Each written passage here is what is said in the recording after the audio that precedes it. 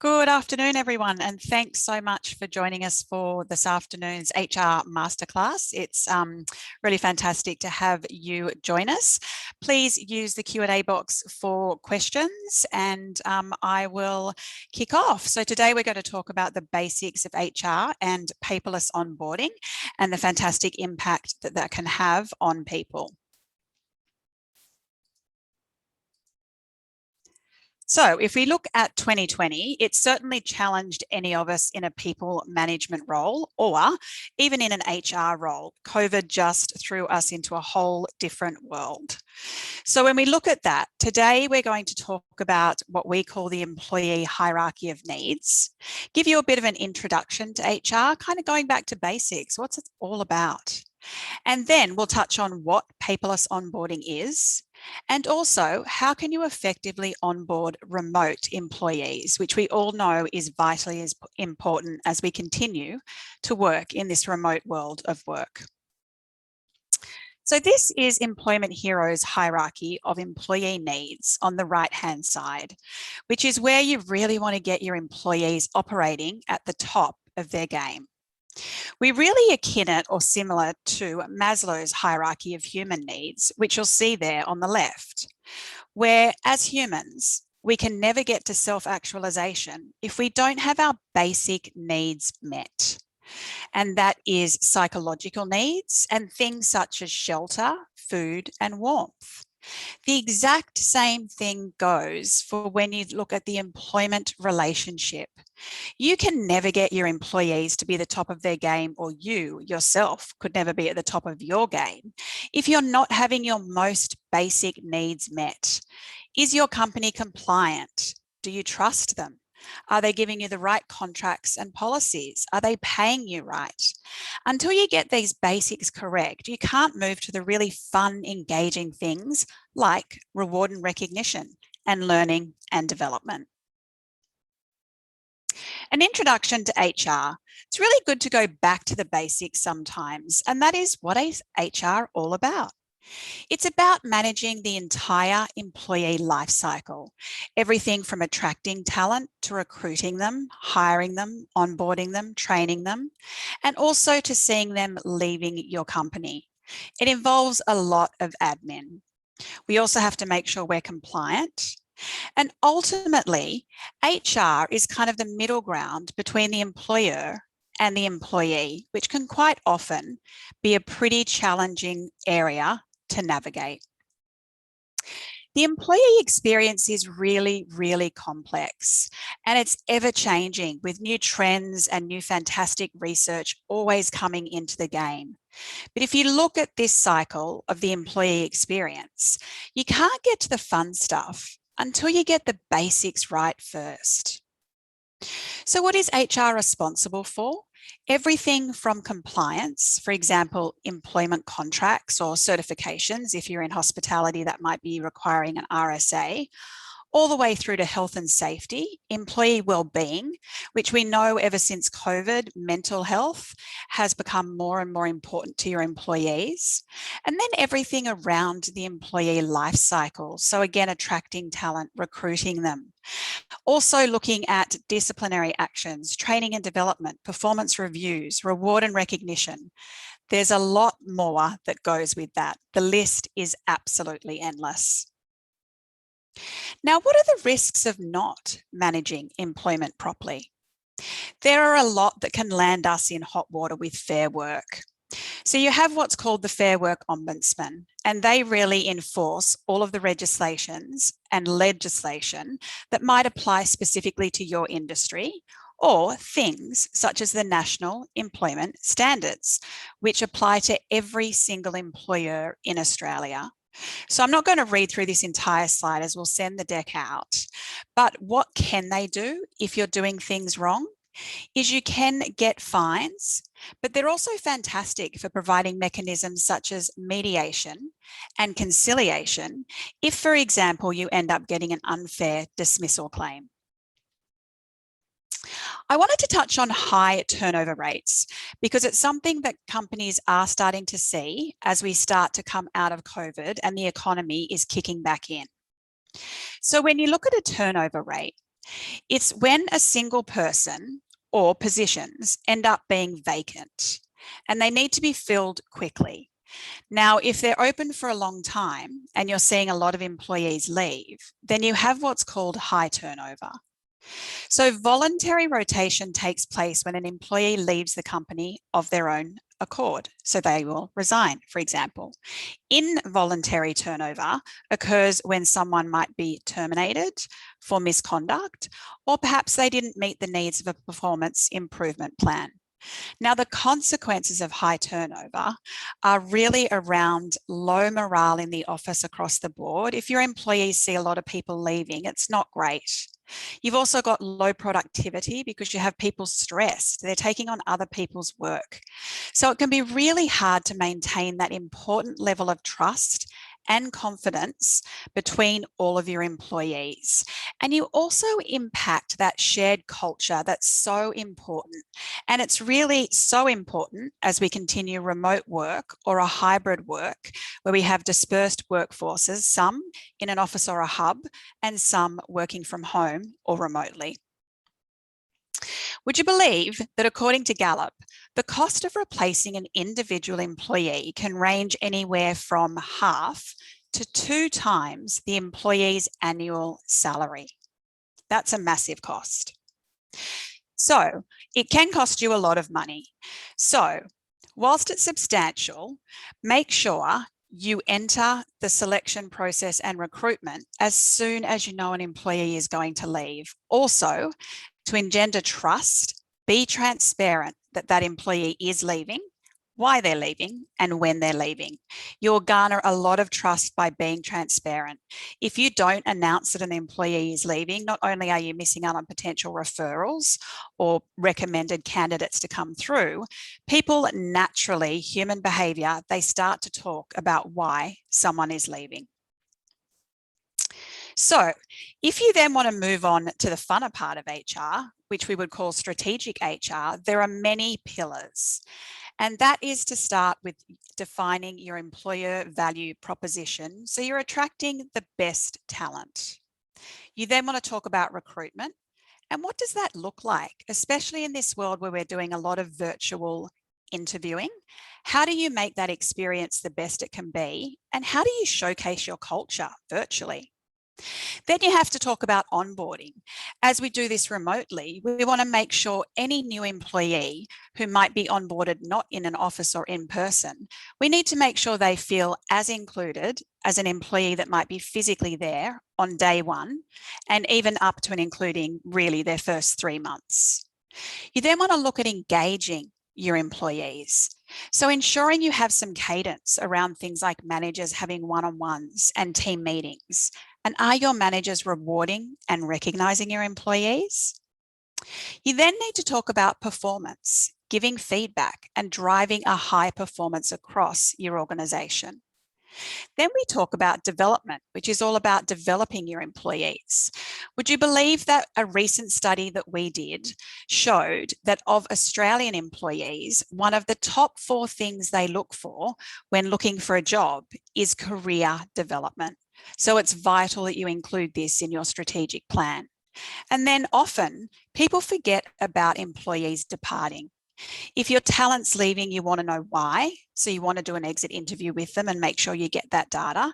And you also want to make sure they leave your company feeling really great about the culture, the brand, and the way that you have let them leave the company. People talk, and it will impact your brand. It could be through a Glassdoor review or simply them talking to their network. An introduction to paperless onboarding, which has become all more important in this remote world of work. In a study done by the Boston Consulting Group, it found that onboarding has the second highest impact on employee engagement out of 22 various HR practices. So what does it look like to be effective if you're onboarding someone? So effective onboarding can give you some real value adds. It reduces time to productivity, reduces stress on your new employees and your team members, reduces turnover. It develops job knowledge early. It also establishes a really trusted relationship between a manager and the new team member. And it's a real opportunity to instill your culture, even if virtually, within those first few days of a new team member starting. So you need to start from the beginning, and you need to keep your candidate engaged from offer to start date. So this is where you get your hiring manager involved after they've signed their contract. Let them know what to expect on their first day. When will they receive their technology if they're working from home or remotely? And make sure you get them their technology early enough so they're not troubleshooting on day one of onboarding or induction. It can be really stressful if you're a new employee and you can't log on to your first virtual meeting on day one. Make sure your manager does call your new hire or email and starts conversations with them. This is vitally important if there is a time frame between them resigning from their company and starting with your company. You want them to know that you're still excited for them to join and you want to keep them engaged. And go that extra mile with what we call a welcome packet. It doesn't have to be a high cost or as fancy as what the Atlassians out there have the budgets to do. However, something that's a little bit personalized with a card from the hiring manager and some merchandise or simple tools to set them up to succeed goes a long way to showing them that they are so valued and are going to be valued once they start with the company. So let's look at day one. 86% of people, according to the Aberdeen Group, make the decision to stay with a company long-term within the first 6 months. That's a pretty huge statistic, and it shows you how important the first 6 months are on an employee journey. So you can't over-communicate. People feel vulnerable in a new situation. You can kind of feel the same anxiety that a student feels when they switch schools, when they're asking themselves, how will I make friends when all of these people have known one another forever? A good onboarding program will alleviate all of this anxiety. And pre-COVID, remember, you could go over and check on a new employee in their first few days. That's all changed in this virtual world. So you need to stay connected in new ways as a new manager.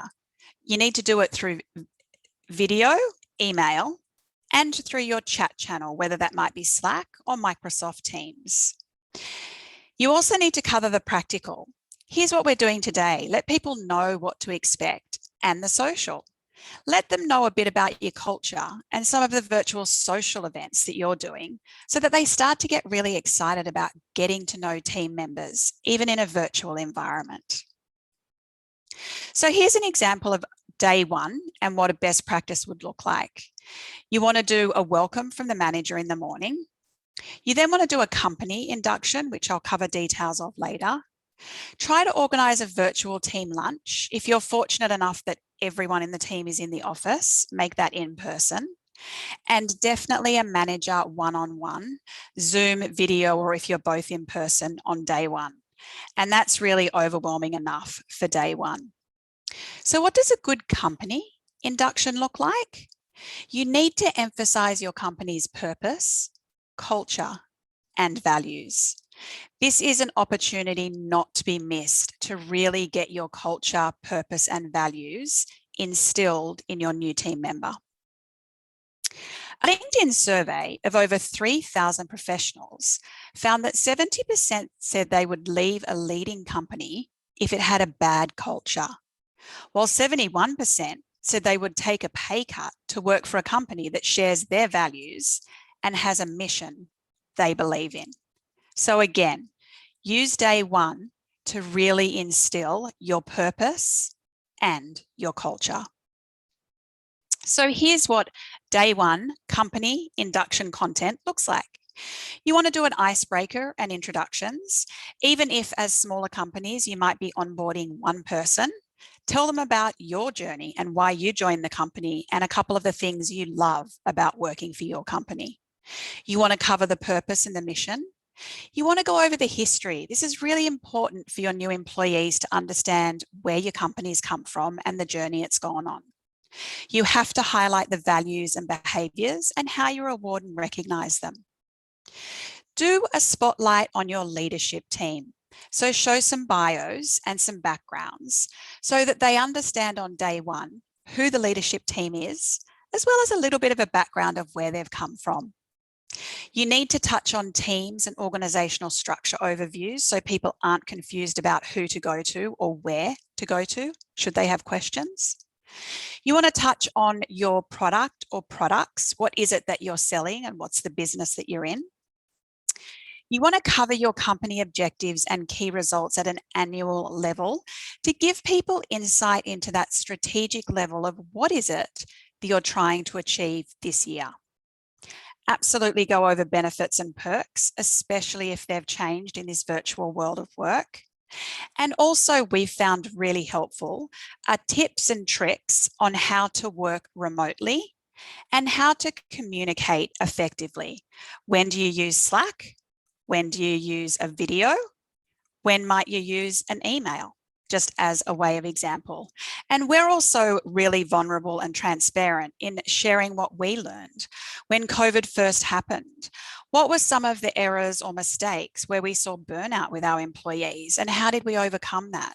And what tips can we give new team members in terms of expectations, giving them the psychological safety and the permission to go for a walk at lunchtime, for example, and get some fresh air. Let's talk about the role of the manager in virtual onboarding. It hasn't changed since we've gone to this new remote world of work, but how a manager onboards has changed, as it is now often completely virtual.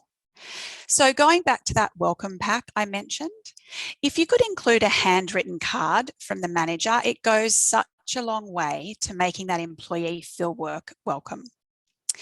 An email the night before or the day before, just reiterating what time you'll chat to them and what time induction starts, also goes a long way, as well as perhaps a tip on what you wear. So, we're pretty casual, we wear company branded t-shirts.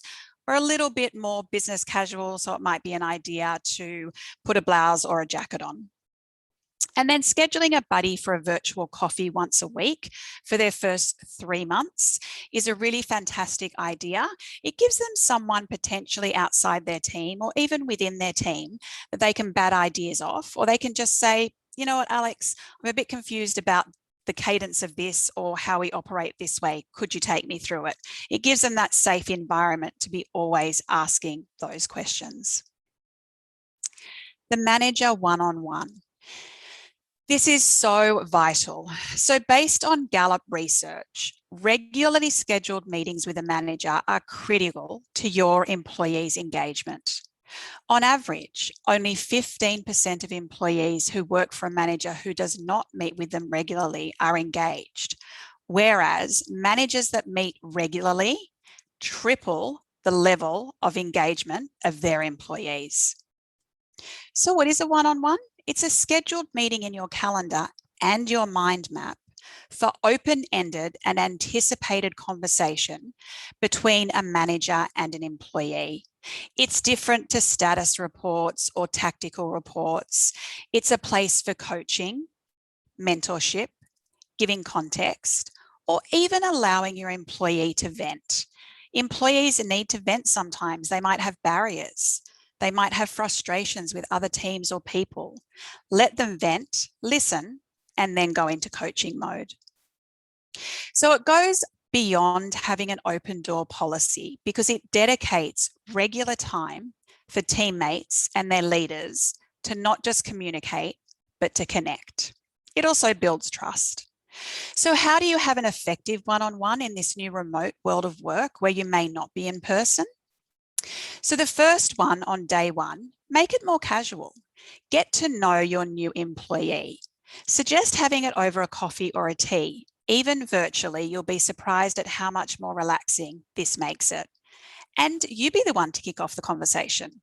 Talk a little bit about your own life, your partner, where you live, what you love doing in your downtime on weekends. In terms of your regular weekly one-on-ones, always start with open-ended questions. This is about your employee, not you. So on day one or week one, ask them if they're feeling welcome. If they're not, ask them what you can do to help them feel more welcome. It might be that you've got a team full of quite tenured people and they're just really feeling that new kid on the block vulnerability. Ask them what's on their mind. This can really open the door for I'm feeling a bit stressed or I'm feeling overwhelmed with the amount of information I'm getting, in which case you need to pull back the amount of information that's being bombarded in them. Ask them if there have been any surprises. This opens the door for things that they may not have expected. Cover the objectives of their new role. Yes, they've gone through the recruitment process, they've read your job ad. That doesn't mean that they necessarily understand what you expect of them in the role, and include your team's objectives and key results or KPIs.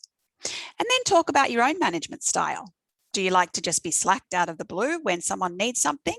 Or do you like someone to actually schedule time in your calendar so that you can have a two-way conversation? Talk them through that so that they know what you want and what works best for you. Now, most importantly, set aside the time to be listening to your employee. It's so important to make sure your employees feel heard, safe, and empowered. Skip level one-on-ones. This might be a new concept to a lot of people.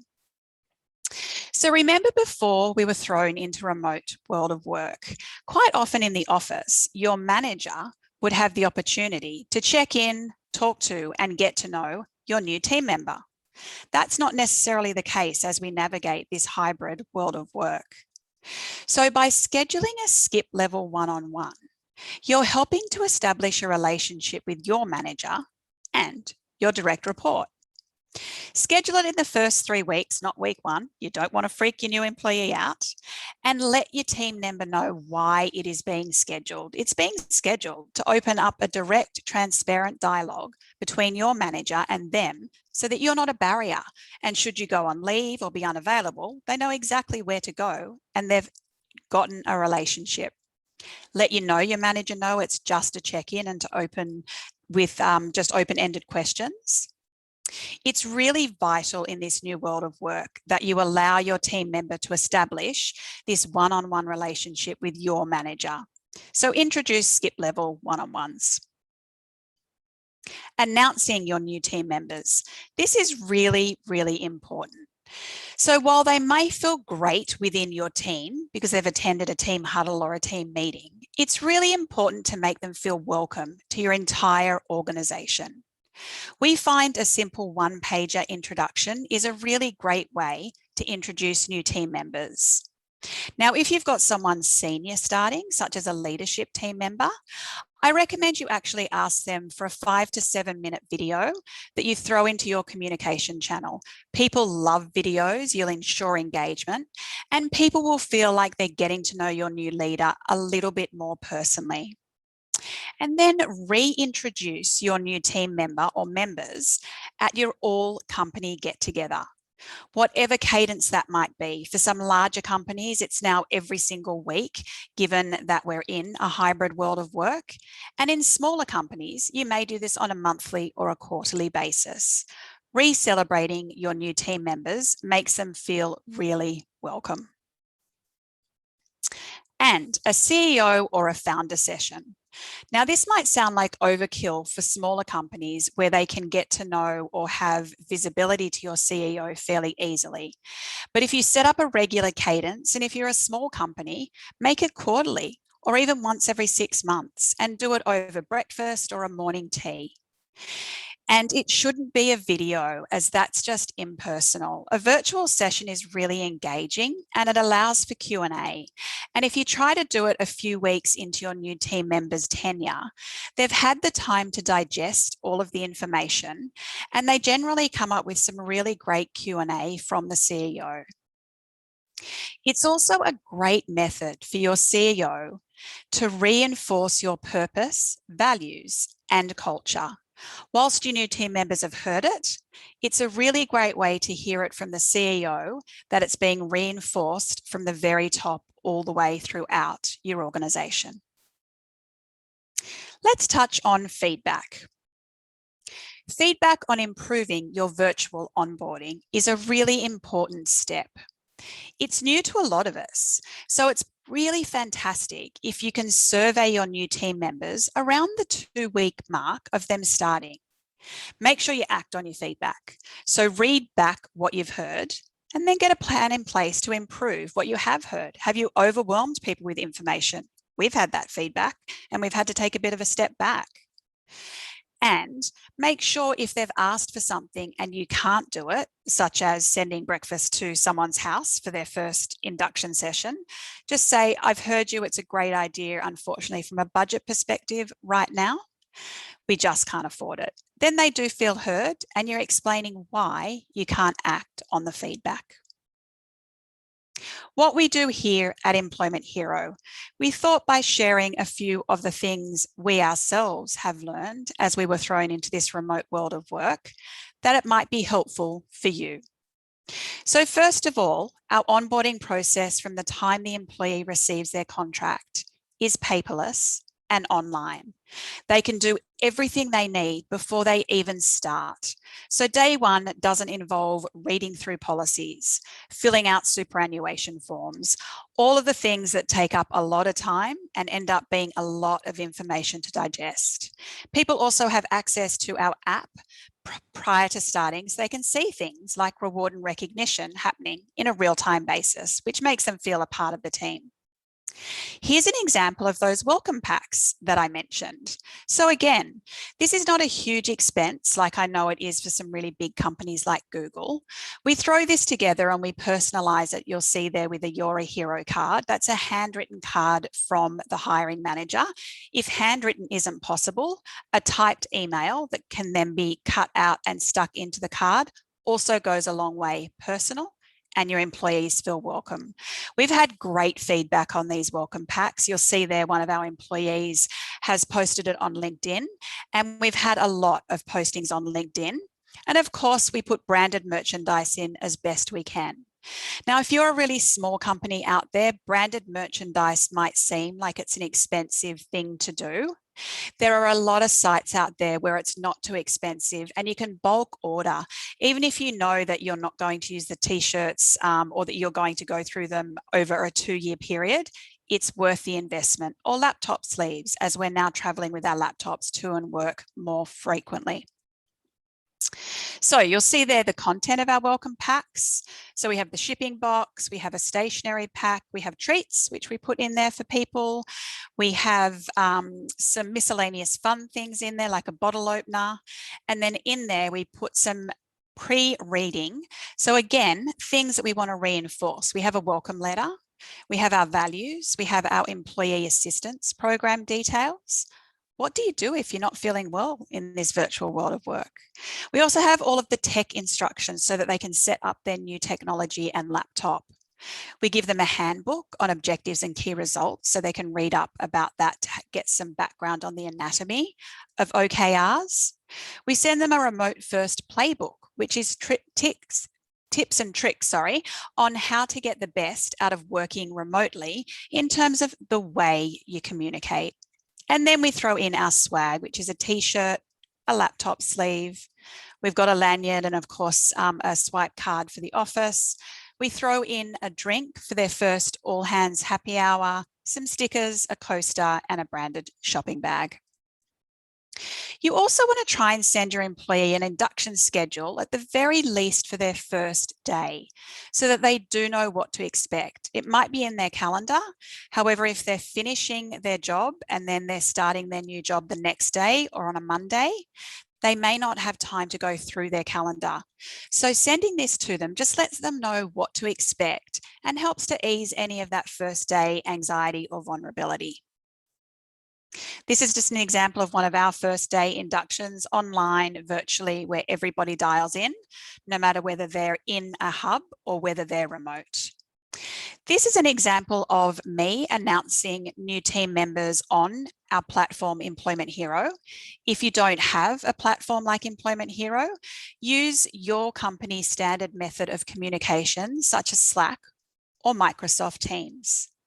Then there's the example of the following day sending out an introduction or a bio with a photo, just letting everybody know a little bit more about your new team member What are their hobbies and some favorite things to do, as well as a LinkedIn link so that they can look at the person's background if they want to. And we ask them why they joined Employment Hero, just to link back to our purpose. We then welcome them again at our all hands. So we do a celebration, and now we do ask our new team members to unmute, wave and say hello. We don't ask them to do an introduction or anything that would make them feel uncomfortable, just a hello so that everyone out there on the all hands gets to see a face that they can place with a new name and a new team member and a new role. We've also held some really great fun virtual spotlight sessions. These have generally been at around about 5 p.m. so that some people can have a drink if they want to, or 5:30. Sometimes we've done them earlier. And we spotlight new team members and ask them some fun questions so it's not serious. What made you smile most recently? Oh, could you pull up the last photo you took on your phone and explain the significance to you? If you wanted part of a fictional family, what family would that be? What was your first job? Are you a dog person or a cat person? What's your favourite sport to watch? What are you binging on at the moment? So just fun questions that make people feel comfortable and allow other team members, especially outside your new team members' team, to get to know them a bit more on a personal level. And you'd be surprised, your new team members really do feel valued by having the spotlight on them. Try not to make it one person so that you do have a bit of a round robin and you're not putting one person on the spot. We also introduced a work from home allowance for new employees. So yes, we send them all of their technology, monitor, laptop, keyboard, mouse, everything that they need to get set up.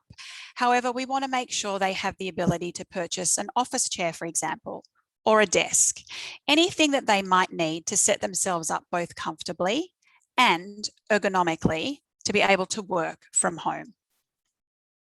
And we also keep the energy up. So we ask people to turn their videos on, especially at all hands. We introduced objectives and key results, which it would be a whole nother class altogether. However, what that does is it aligns every employee in your company to your overall annual objective as a company, which aligns back to your purpose as an organisation. We do a lot of reward and recognition on our own platform, as well as a lot of celebrations. We also do it on Slack. You can't over reward and recognize your employees and make them feel appreciated. And it's gone so far in this remote world of work, especially across from one team to a different team. When someone just shouts someone out for doing a great job or going above and beyond, people feel really good. Back to feedback and listening to your employees. Use employee surveys as best you can. If you don't have a platform like Employment Hero, use SurveyMonkey. There are plenty of free tools out there for you to ask some of those simple questions to get feedback from your employees. Introduce a cadence of weekly one-on-ones between managers and their direct reports. We found theming up our all hands to be really fun and engaging. Your favourite team sports, for example, your favourite superhero, whatever it might be. Or if there is a certain charity day, you could pick a colour or something for people to wear on that particular day. We also do virtual hangouts. We're doing one tomorrow and we're talking about podcasts. We've done a really fun one on Netflix shows and what people are binging on.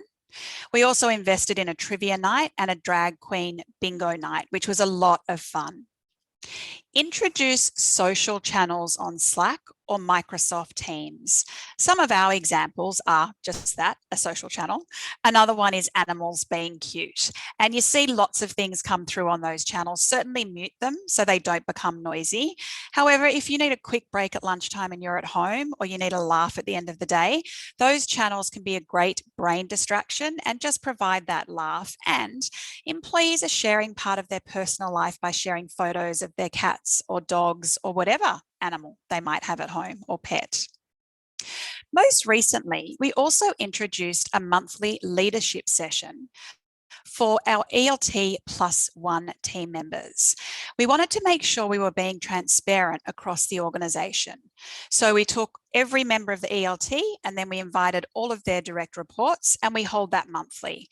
It usually has an agenda, but sometimes it doesn't have an agenda, and we just open it up for questions. What's on your team's mind? What's keeping you up at night?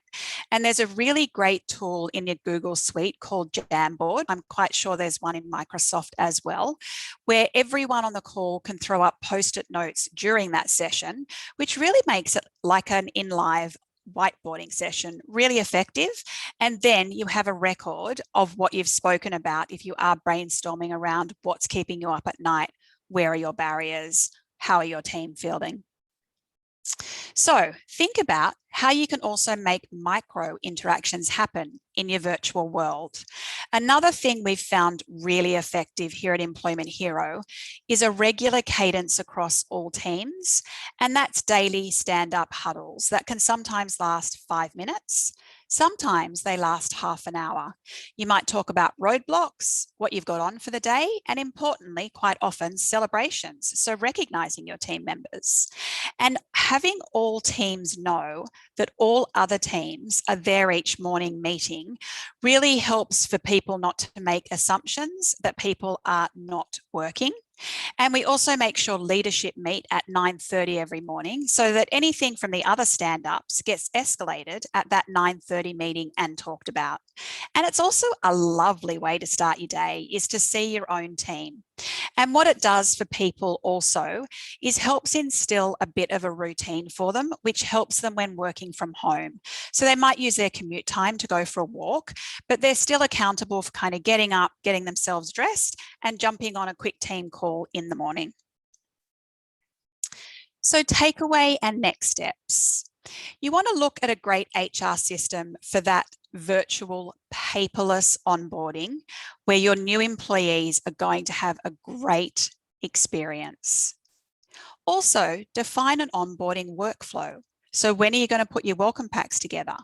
When will people receive them? When will they receive their technology? When will induction be? You want all of those things as a checklist or in a spreadsheet so that you know what you're doing, or checklists that might come through a system like Employment Hero. And going back to your mission and your purpose, make sure it's at the heart of everything you communicate to your employees, both through things like welcome packs that they receive before they start, as well as that induction on day one, as well as the CEO welcome. You can't iterate your purpose enough. We've also found during our all hands, sharing customer stories has been a great tool as well to reinforce our purpose. So using testimonials from clients that our marketing team will present, and then linking that back to the purpose of Employment Hero really shows our employees what we're all about, and it shows how we're making a difference and impacting our end users and our clients out there. So I'll move to Q&A, but before that, we will send you out this slide deck. We'll send you out a virtual onboard schedule template, a remote onboarding checklist, as well as an effective one-on-one bundle. One-on-ones aren't easy to navigate. Again, in this virtual world of work, they're not easy to navigate. So having that template would really, really help. So I am just going to pull up Q&A and see if there are any questions. And if anyone wants to be unmuted, feel free to wave. Sorry, technical glitch.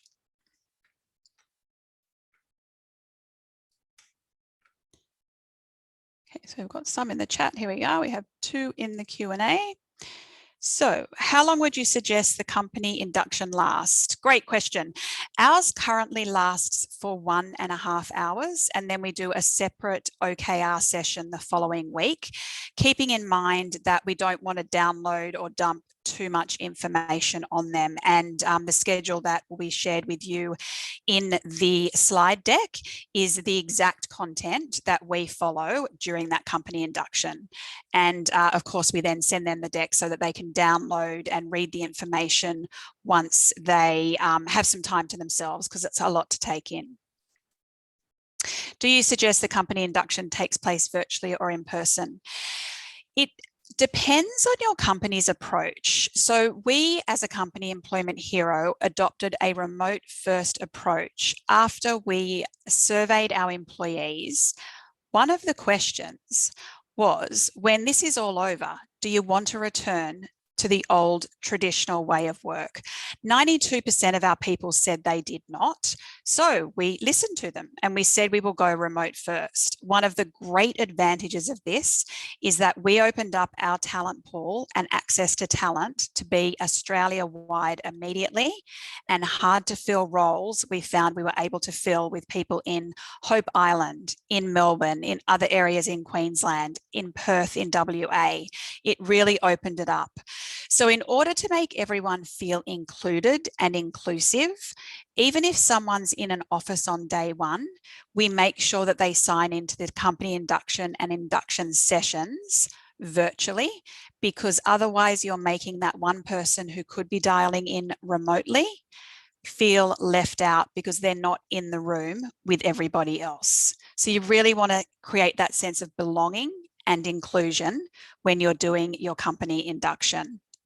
And for those that haven't thought about remote first and distributed workforces or hybrid workforces, there are a lot of different definitions. You need to open that conversation at the leadership table. What you're going to find is that your ability to attract talent and to keep talent, if you are forcing people back into the office 5 days a week for a traditional way of work, you will absolutely lose talent. It will impact your engagement and your culture. We need to keep this new flexibility. COVID did all of the change management for us.